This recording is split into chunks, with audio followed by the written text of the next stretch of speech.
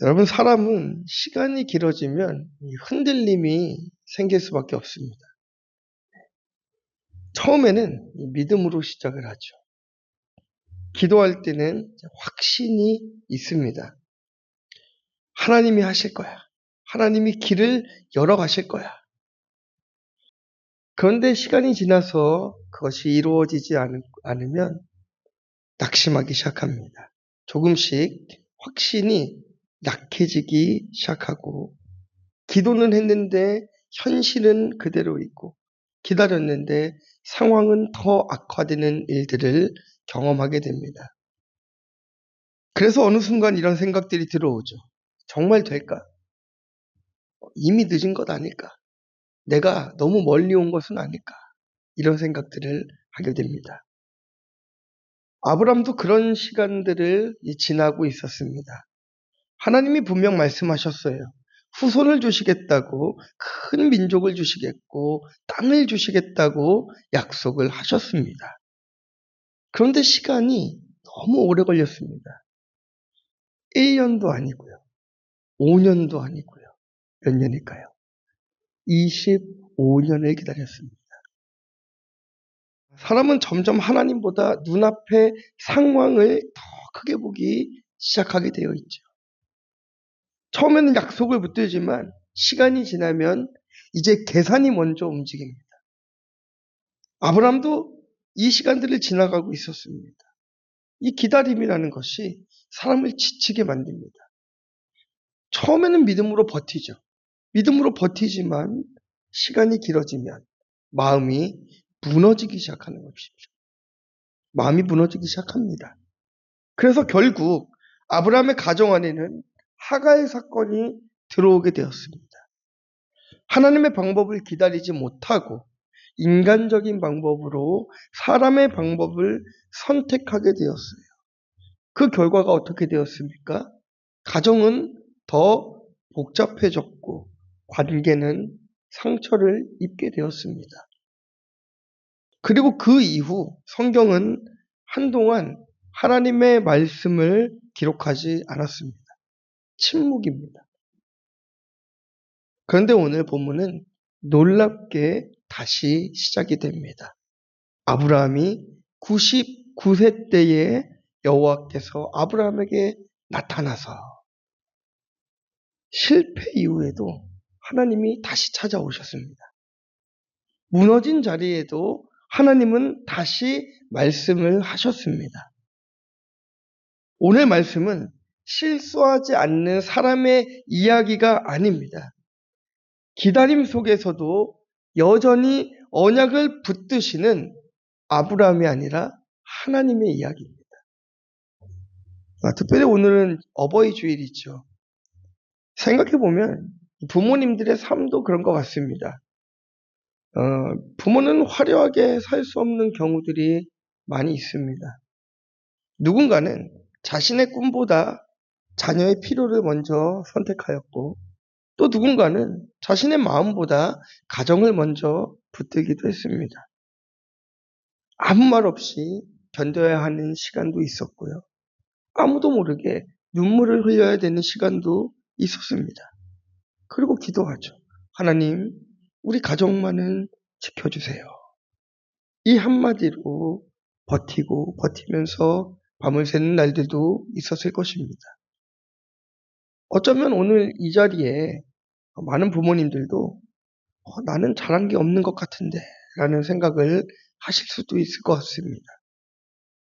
하지만 하나님은 완벽한 사람을 붙드시는 게 아닙니다. 지치고 흔들리는 사람이어도 언약을 포기하지 않으시는 하나님이 계십니다.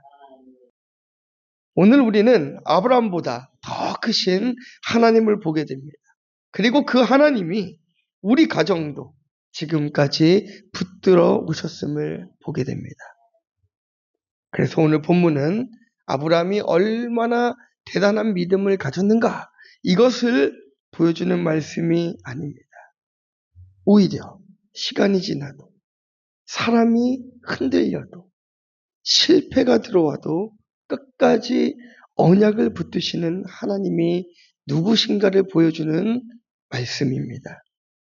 특히 하나님은 침묵 이후에 다시 아브라함을 찾아오셔서 가장 먼저 자신을 드러내십니다. 나는 전능한 하나님이라. 오늘 첫 번째로 함께 볼 것은 하나님은 침묵 이후에도 다시 찾아오신다는 것입니다. 우리 본문 1절 말씀 함께 보겠습니다. 아브라함이 99세 때에 여호와께서 아브라함에게 나타나서 그에게 이르시되 나는 전능한 하나님이라 너는 내 앞에서 행하여 완전하라. 아멘. 이 한 절 안에는 아브라함의 긴 시간이 다 담겨 있습니다. 99세입니다. 하나님의 약속을 들은 지 이미 25년이라는 시간이 흘러버렸습니다. 처음 하나님이 부르셨을 때는 좀 달랐습니다. 본토 친척 아비 집을 떠나라 하니까 어떻게 했습니까? 떠났습니다. 보여주시겠다는 땅으로 걸어갔고 별을 보여주시면서 후손을 약속하실 때는 정말 당장이라도 이루어질 것만 같았습니다. 그런데 시간이 너무 길어졌어요. 기다림이 길어지면 사람은 지칩니다. 처음에는 믿음으로 기다렸어요. 그런데 시간이 지나니까 점점 현실이 보이기 시작합니다.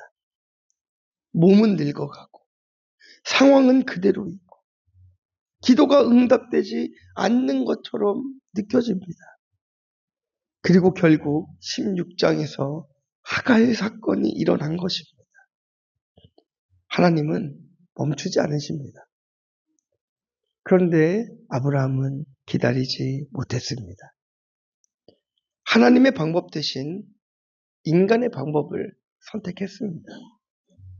그리고 그 결과 가정 안에는 상처가 들어왔고 관계가 무너지기 시작했습니다. 그 이후 성경은 한동안 하나님의 말씀을 기록하고 있지 않아요. 침묵한다고 말씀드렸죠. 침묵의 시간이 흘러갑니다. 하나님의 침묵은 사람을 흔듭니다. 기도에도 응답이 없고 예배는 드리는데 점점 마음이 메말라가고 정말 하나님이 일하고 계신 걸까? 그 생각이 들어오기 시작하죠. 특히 실패 이후에는 더 그렇습니다. 내가 잘못 선택했다. 내가 너무 멀리 와버렸다. 이제는 늦었다. 사람은 실패하면 하나님이 멀어졌다고 생각합니다. 저도 그런 순간이 있었습니다. 중국에서 선교할 때에 찬양팀 사역을 하고 있었는데요. 참 이상하게도 팀 구성이 다 끝나고 나면 꼭 한 명씩 없어져요. 이제 녹음도 좀 하고 연습 좀 해야겠다 하면은 드럼이 찾아와서 나가고 다시 또 힘들게 구해가지고 이제 또 다시 해봐야겠다 하면 또 베이스가 나가고 반복되는 거예요. 세워놓으면 나가고 만들어 놓으면 나가고 그 일이 반복되니까 마음이 지치더라고요. 왜 이렇게 안 풀리지? 뭐가 좀 잘못되었나? 그런 생각들을 하게 됐습니다. 그러다 어느 순간부터는 기도보다 이제 현실적인 방법을 좀 찾아야겠다. 믿음 생활은 하지 않지만 악기를 잘 다루는 청년을 데려다가 팀에 앉혀놔야겠다. 그런 생각까지 하게 되는 거예요. 겉으로는 여전히 사역을 하고 있었는데 마음 안에서는 하나님이 멀게만 느껴졌습니다. 그런데 돌아보면 하나님이 떠나신 것이 아니라 제가 지쳐있던 것 같아요. 그런 경험들 있잖아요. 교회에서 마음이 무너지는 일이 생기고 집에서 어떤 어려움이 생기면 교회를 먼저 떠나십니다. 전 그게 참 이해가 안 됐어요. 아니 왜 가정에서 어려움을 겪고 밖에서 어려움을 겪는데 교회를 떠나는 이유가 뭘까? 그게 참 이해가 안 됐었거든요. 그런데 제가 이해를 하게 되었습니다. 지쳐있던 거예요. 하나님을 떠나고 싶은 게 아니라 지쳐있던 것입니다. 그때 깨달았어요. 하나님이 안 계신 것이 아니라 하나님의 속도와 하나님의 방식을 제가 이해하지 못하고 있다는 것을 깨달았습니다. 그리고 하나님이 멀어진 것이 아니라 하나님은 다른 방식으로 일하고 계셨다라는 것을 알게 되었습니다. 그리고 그 하나님이 오늘 아브라함에게도 동일하게 찾아오십니다. 그런데 오늘 본문은 반대로 시작을 해요. 여호와께서 아브라함에게 나타나서 아브라함이 하나님을 찾아간 것이 아니라 하나님이 아브라함을 찾아갔습니다. 여호와의 사자가 하갈을 먼저 찾아갔던 것과 같이 하나님께서 아브라함을 먼저 찾아오셨습니다. 이게 은혜입니다. 하나님의 침묵은 부재가 아닙니다. 사람은 실패 이후에 숨지만 하나님은 실패 이후에도 찾아오십니다. 그리고 하나님은 가장 먼저 자신의 이름을 말씀하시죠.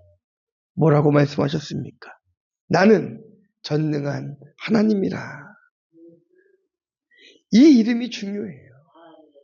아브라함의 상황만 보면 끝난 것만 같았습니다. 99세예요.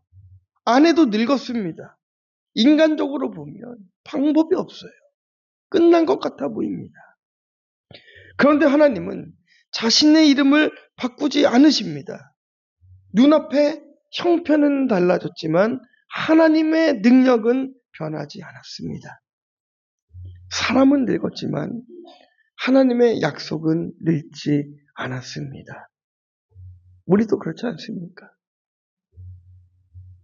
사람은 끝이라고 하지만 하나님은 시작이라고 말씀하십니다. 살다 보면 이제는 다 끝난 것 같다라고 느껴지는 순간들이 있대요. 저는 아직 그렇게까지 느껴보진 못했습니다. 관계도 늦은 것 같고 회복도 늦은 것 같고 자녀 문제도 늦은 것 같고 내 인생 자체가 늦은 것처럼 느껴질 때가 있습니다. 특히 가정을 붙들고 살아가는 사람들의 삶이 그렇습니다. 부모는 자기 인생만 가지고 살아갈 수가 없습니다. 자녀를 위해 견뎌야 하고 가정을 위해 버텨야 됩니다. 때로는 자신의 꿈보다 가정을 먼저 붙들어야 될 때도 있습니다. 그래서 이 부모의 마음 안에는 아무도 모르는 지침이 있습니다. 내가 잘하고 있는 걸까? 이렇게 사는 게 맞는 걸까? 우리 가정 괜찮은 걸까? 그런데 오늘 하나님은 말씀하십니다. 나는 전능한 하나님이라. 부모가 가정을 끝까지 붙드는 이유는 늘 강해서가 아닙니다. 지쳐도 다시 일어나게 하시는 하나님이 계셨기 때문인 것이죠. 먹고 살기 힘들어도 새벽에 기도하던 부모님, 자녀 때문에 잠 못 이루면서도 예배의 자리를 놓지 않았던 그 부모님, 눈물은 있었지만 하나님은 놓지 않았습니다. 그리고 그 시간을 지나 우리가 여기까지 온 것입니다. 하나님의 침묵은 하나님의 부재가 아닙니다. 보이지 않아도 하나님은 여전히 일하고 계십니다. 믿지 않는 부모님 밑에서 자라오신 분들도 계실 거예요. 그러나 그런 분들도 마찬가지 아니겠습니까? 지금 내가 그 부모의 삶을 살고 있잖아요. 지금 내가 그 믿지 않는 자녀들을 위해 기도하고 애쓰고 수고하는 그 시간들을 살고 있지 않습니까? 너무 늦어 보이지 않습니까? 내 자녀는 이미 컸고 내 상황은 이미 늦은 것 같아 보이지 않습니까? 늦어 보이는 순간에도 하나님의 언약은 늙지 않습니다. 하나님은 여전히 언약을 붙들고 계십니다. 적용 질문 드립니다. 응답이 보이지 않는 시간 속에서 하나님이 멀어지셨다고 느끼지는 않습니까? 지친 마음 때문에 기도보다 계산이 먼저 움직이고 있지는 않습니까? 그래서 하나님은 아브라함에게 단지 위로만 주시지 않았습니다. 하나님은 다시 언약을 말씀하십니다. 그리고 아브라함의 가능성이 아니라 하나님의 약속의 미래를 선언하십니다. 그래서 두 번째는 하나님은 인간의 가능성이 아니라 언약으로 일하십니다. 우리 2절부터 6절까지 말씀 함께 보겠습니다. 내가 내 언약을 나와 너 사이에 두어 너를 크게 번성하게 하리라 하시니 아브라함이 엎드렸더니 하나님이 또 그에게 말씀하여 이르시되 보라 내 언약이 너와 함께 있으니 너는 여러 민족의 아버지가 될지라. 내가 너로 심히 번성하게 하리니 내가 내게서 민족들이 나게 하며 왕들이 내게로부터 나오리라. 아멘. 하나님은 아브라함을 찾아오신 뒤 가장 먼저 언약을 다시 말씀하셨습니다. 왜냐하면 아브라함은 지금 자기 자신을 보면서 살아가고 있기 때문이에요. 몸을 보면 늙었습니다. 눈에 보이는 조건만 보면 끝난 것처럼 보입니다. 가정을 보면 또 실패가 들어왔습니다. 이제는 믿음보다 눈앞의 문제가 더 크게 보이는 시간이 되었습니다. 그런데 하나님은 아브라함의 눈앞의 상황보다 하나님의 하신 약속, 하나님의 약속을 먼저 말씀하십니다. 그리고 본문을 보시면 계속 반복되는 단어가 있습니다. 무엇입니까? 내가 내 언약을 세우고 내가 너를 번성하게 하고 내가 너를 여러 민족의 아버지가 되게 하겠다. 본문의 중심이 아브라함이 아닙니다. 하나님입니다. 우리는 자꾸 내가 할 수 있다를 생각하죠. 내 능력, 내 형편, 내 조건, 내 환경.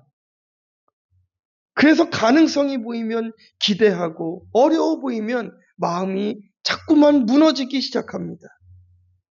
그런데 하나님은 인간의 가능성 위에서 일하시는 분이 아닙니다. 하나님이 하신 말씀 위에서 일하시는 분이십니다.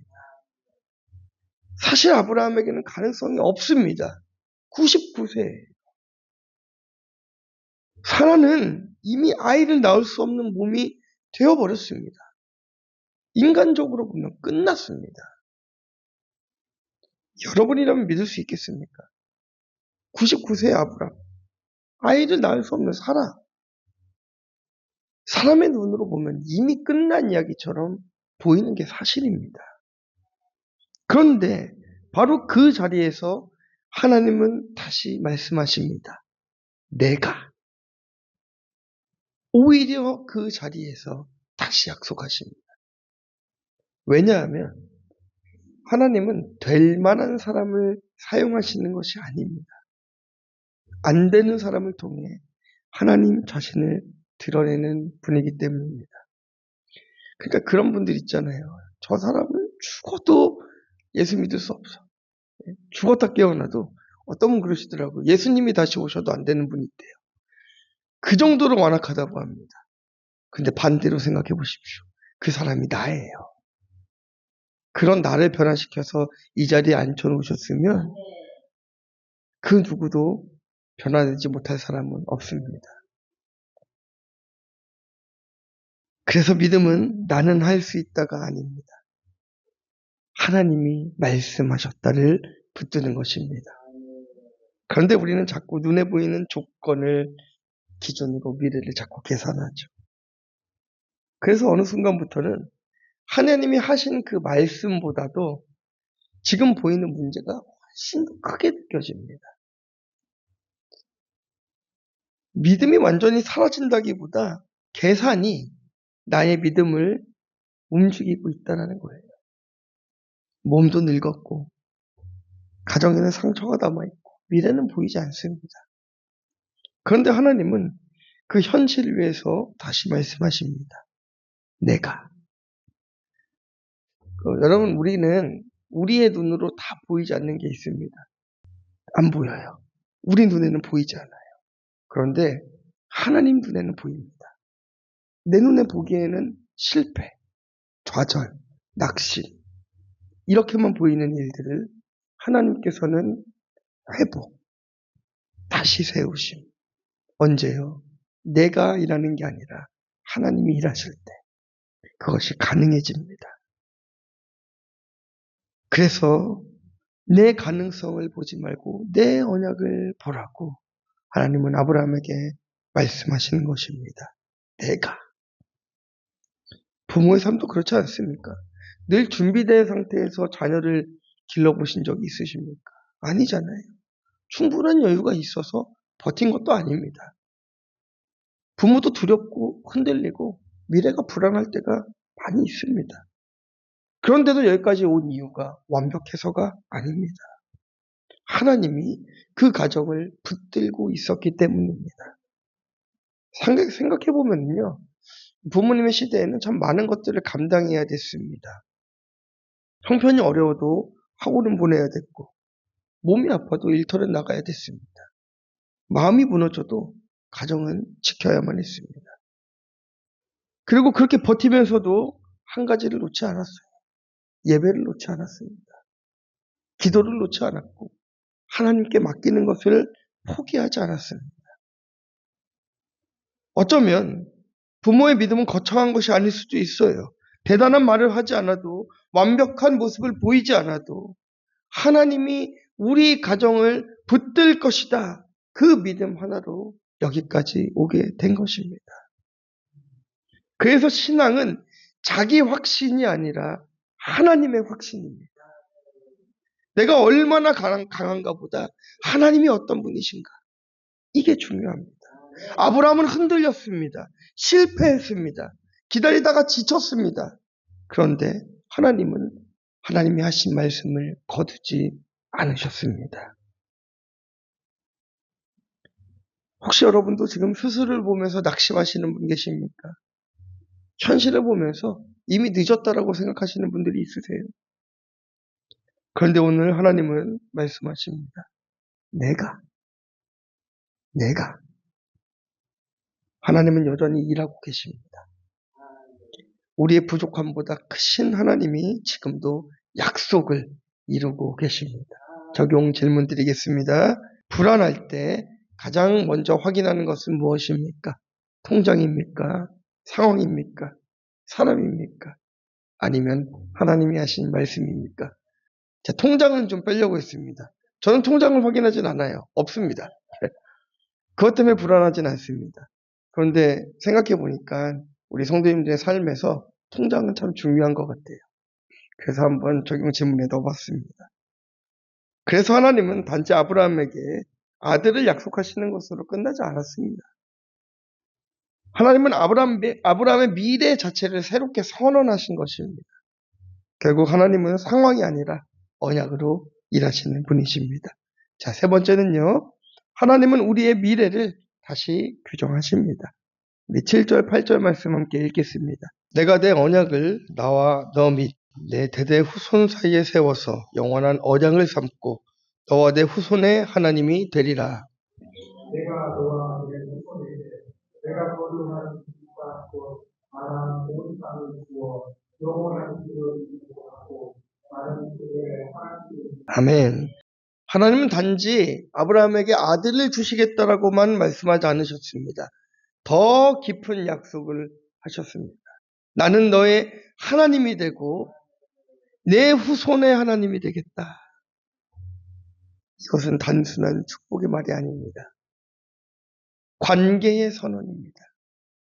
하나님은 아브라함의 인생만 붙드시는 것이 아니라 그 다음 세대까지 붙드시겠다고 말씀하십니다.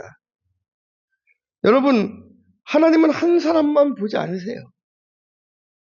한 세대만 보지 않으십니다. 하나님은 믿음이 다음 세대로 흘러가기를 원하십니다. 여러분, 그래서 걱정하지 마세요.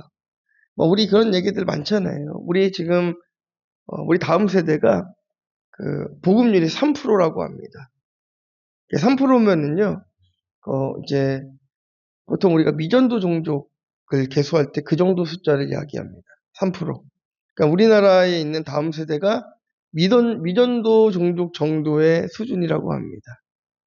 근데 저는 그 말 때문에 한 번도 실망한 적이 없습니다. 왜냐면요, 이 약속은 지금도 변함이 없기 때문이에요. 하나님은 하나님의 백성들을 계속해서 모으십니다. 그래서 하나님의 나라는 실패하지 않았어요. 지금도 전진하고 있습니다. 그래서 오늘 본문은 이 어버이 줄과 참 잘 연결이 돼요. 부모는 단지 자녀를 기르고 키우는 사람이 아닙니다. 다음 세대에게 무엇을 남길 것인가를 결정하는 사람입니다. 우리는 자녀에게 좋은 환경을 주고 싶어 하죠. 좋은 교육을 시켜주고 싶고 부족함 없이 살게 해주고 싶습니다. 그 마음 자체는 너무나 귀합니다. 그런데 오늘 하나님은 아브라함에게 가장 먼저 이것을 약속하셨습니다. 내가 너와 내 후손의 하나님이 되겠다. 왜냐하면 가장 큰 축복은 환경이 아니라 하나님 자신이기 때문입니다. 사실 부모가 자녀에게 모든 것을 해결해 줄 수는 없습니다. 자녀 대신 인생을 살아줄 수도 없어요. 모든 문제를 막아줄 수도 없습니다. 부모도 한계가 있습니다. 자, 지금도 기억이 납니다. 2001년 1월 15일 제가 중국에 간 날이거든요. 저희 아버지랑 같이 갔는데 아버지가 이제 기도해 주시면서 이제 그렇게 기도를 하시더라고요. 이제 아버지가 너를 중국에다 놓고 한국으로 돌아가면 너를 돌봐줄 수 있는 부모가 없다 하면서 이제 아빠는 해줄 수 있는 게 없다. 그래서 하나님 그렇게 기도하시더라고요. 아들을 여기다 버리고 갑니다. 하나님이 책임져 주세요. 네, 현명합니다. 그래서 하나님이 길러주셨습니다. 네. 때 되면 입혀주셨고 먹여주셨고 공부시켜주셨고 하나님의 일을 만들어 가셨습니다. 그래서 여러분 자녀들에게 많은 물질을 물려주지 못했다고 낙심하지 마세요. 뭔가 좋은 어떤 것을 물려주지 못했다라고 자책하지 마십시오. 가장 귀한 신앙의 유산을 여러분들이 물려주신 것만으로도 하나님은 가장 귀하게 여기시고 훗날 자녀들도 그것을 가장 감사하게 여기게 될 것입니다. 그래서 결국 부모가 자녀에게 남겨야 하는 가장 중요한 것은 하나님을 붙드는 믿음입니다. 우리가 여기까지 오게 된 것은 부모님이 완벽해서가 아니잖아요. 실수도 있고 부족함도 있고 여러분 자라오면서 상처도 있었을 것입니다. 그런데 그 가운데서도 하나님을 놓지 않았습니다. 힘들어도 예배했고 답답해도 기도했고 눈물 속에서도 하나님께 맡겼습니다. 어떤 가정은 넉넉하지 못한 가정도 있죠. 그런데 그런 가정도 그렇습니다. 하나님은 우리를 버리지 않으신다라는 이 부모의 고백이 자녀의 가슴에 계속 남는 것입니다. 저도 어릴 때는 몰랐어요. 할머니가 그렇게 새벽마다 기도를 하시는지 잘 몰랐습니다. 왜 늘 성경책을 이렇게 펴고 계시는지 잘 몰랐습니다. 솔직히 어릴 때는 그 모습들이 익숙하기 때문에 그렇게 특별하게 보이지도 않았습니다. 근데 목회를 하면서 점점 깨닫는 거예요. 인생이 힘든데도 예배의 자리를 지키고 있다라는 것이 참 쉬운 일이 아니구나라는 것을 깨닫게 되었습니다. 그리고 그 믿음의 자리, 할머니, 어머니, 아버지, 그 부모님의 믿음의 자리가 오늘날 저를 이 자리에 있게 하는 것입니다. 사랑하는 성도 여러분, 오늘 아브라함에게 하나님은 미래를 다시 말씀하십니다. 상황이 늦고 실패한 것처럼 보이지만 현재의 아브라함을 규정하지 않으시고 하나님의 약속으로 아브라함을 다시 말씀하십니다. 너는 여러 민족의 아버지가 될 것이다. 나는 내 후손의 하나님이 될 것이다. 어버이 주일에 우리가 기억해야 될 것은 이것입니다. 좋은 부모가 되는 것보다 더 중요한 것은 하나님을 붙드는 부모가 되어야 합니다. 완벽한 부모가 될 수는 없지만 하나님 앞에 서는 부모는 될 수 있습니다. 그리고 그 믿음이 다음 세대에게 흘러가게 될 것입니다. 적용 질문 드립니다. 여러분의 자녀들은 지금 부모의 어떤 모습을 가장 많이 보고 있습니까? 문제 앞에서도 기도하는 모습입니까? 아니면 불안 속에서 흔들리는 모습입니까? 자녀들은 부모의 말을 듣기 전에 부모의 방향을 먼저 봅니다. 여러분, 하나님은 오늘도 우리의 현재가 아니라 언약으로 미래를 말씀하고 계십니다. 그래서 우리의 소망은 우리 자신이 아니라 끝까지 이루시는 하나님께 있습니다. 결론입니다. 그래서 오늘 본문은 대단한 한 사람 아브라함의 이야기가 아니라 실패에도 좌절에도 낙심에도 그 자리를 다시 찾아오시는 하나님의 신실하신 은혜의 이야기입니다. 그렇게 어려움 가운데 찾아와서 말씀하십니다. 나는 전능한 하나님이라. 사람은 현실을 보지만 하나님은 언약을 보십니다. 그래서 나의 어떠함 때문이 아니라 하나님의 언약 때문에 우리는 오늘도 살아갈 수가 있는 것입니다. 오늘 어버이 주일을 맞이해서 한번 생각해 보시기 바랍니다. 우리도 누군가의 기도로 여기까지 왔습니다. 누군가는 나를 위해 새벽을 깨웠고 또 누군가는 나를 위해 눈물로 기도했고 또 누군가는 힘들어도 예배를 포기하지 않았습니다. 우리는 자녀에게 완벽한 부모가 되지 못했을 수도 있습니다. 그리고 나의 부모님은 완벽한 존재가 아닐 수도 있습니다. 그러나 적어도 나의 부모님은 그리고 우리는 하나님을 포기하지 않는 모습을 우리 다음 세대에게 보여주었습니다. 그리고 그 믿음의 자리를 통해 오늘 우리가 여기까지 오게 된 것입니다. 여러분, 우리의 자녀들은 부모님의 말을 듣기 전에 부모님의 방향을 먼저 봅니다. 아브라함이 실패했잖아요. 잘못된 선택을 했잖아요. 무너질 수밖에 없는 상황들. 99세. 아이도 못 낳고요. 하갈을 선택했습니다. 그런데 하나님은 먼저 찾아오셨습니다. 그것이 하나님의 은혜입니다. 그리고 오늘 그 자리에 우리를 불러주실 것입니다. 함께 기도하겠습니다.